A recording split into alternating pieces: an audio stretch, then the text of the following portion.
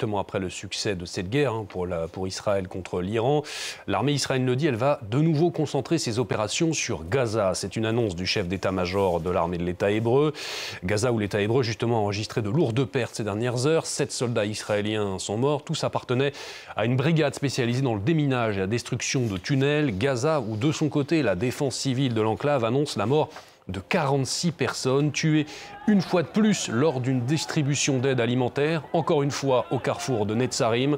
Comme à son habitude, l'armée israélienne, confrontée à ces allégations, dit, je cite, examiner ces informations. Antoine Mariotti, vous êtes toujours avec nous. On vient de le voir, donc la guerre à Gaza, elle, ne connaît pas de répit, elle se poursuit. 7 soldats israéliens tués ces dernières heures. Est-ce qu'après l'Iran, un cessez-le-feu est enfin possible à Gaza, Antoine ? Vous avez raison de rappeler que ce n'est pas terminé, parce que si pendant 12 jours ça a été mis entre parenthèses dans la plupart des médias, on en a parlé sur France 24, mais dans la plupart des médias, on a quand même mis le voile sur la bande de Gaza. Du côté des politiques aussi, on a mis le voile sur la bande de Gaza. Je vous rappelle qu'il y avait une bronca internationale quand même qui était en train de se former, avec même des sanctions contre 2 ministres israéliens lancées par 5 pays, dont le Royaume-Uni et le Canada. Tout ça s'est un peu éteint avec l'Iran. Et là, on a bien vu que tout le monde faisait un petit peu corps derrière les frappes israélo-américaines.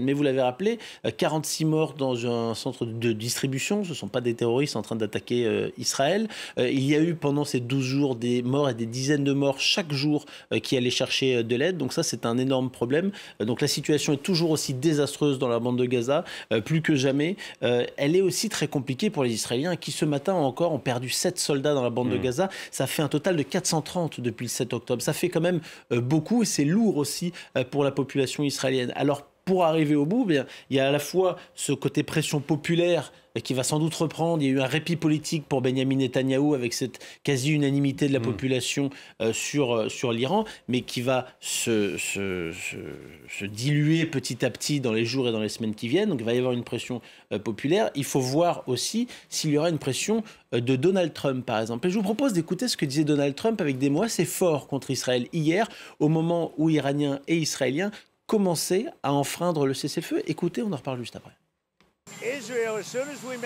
Dès que nous avons conclu l'accord, Israël a largué un grand nombre de bombes, une quantité jamais vue auparavant. Je ne suis pas content de ce qu'Israël a fait. Vous savez, quand je dis « OK, vous avez 12 heures », vous ne lâchez pas vos bombes au bout de la première heure. Donc je ne suis pas content d'eux. Je ne suis pas content de l'Iran non plus. En gros, on a 2 pays qui se battent depuis si longtemps et si durement qu'ils ne savent plus ce qu'ils foutent. Vous comprenez ?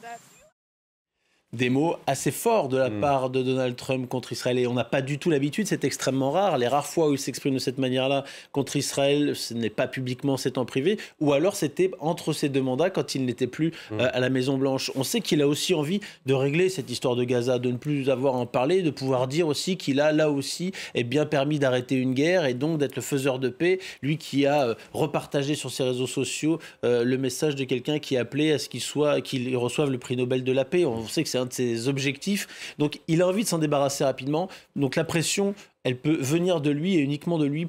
Ça a plus d'impact que la pression populaire israélienne. Il faudra voir s'il va jusqu'au bout, en tout cas. Et en tout cas, le Premier ministre du Qatar a appelé à reprendre les pourparlers qui sont censés reprendre dans les jours qui viennent. L'Égypte, qui appelle Israël, a envoyé une délégation pour reprendre ce dialogue indirect entre le Hamas et Israël pour non seulement libérer les otages et mettre un terme définitif à la guerre à Gaza cette fois, parce que la dernière fois c'était en plusieurs étapes, et à la fin de la première étape, une fois que certains otages avaient été libérés, Israël a décidé de reprendre unilatéralement les combats. Merci beaucoup Antoine pour votre analyse. Antoine Mariotti, chroniqueur international pour nous ici à France 24.